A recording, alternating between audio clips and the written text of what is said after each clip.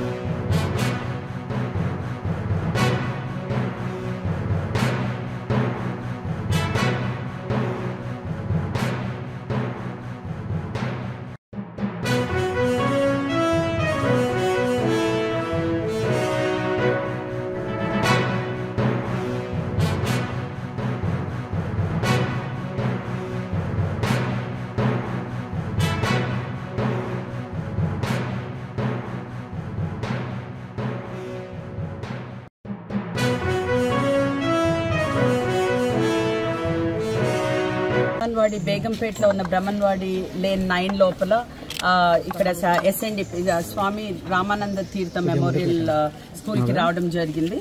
అయితే ఇక్కడ కొన్ని ప్రాబ్లమ్స్ మీకు తెలుసు, ఇది టోటలీ లో లయింగ్ ఏరియా ఇది. అయితే SNDP వర్క్స్ కూడా చాలా ఫాస్ట్గానే జరుగుతున్నాయి.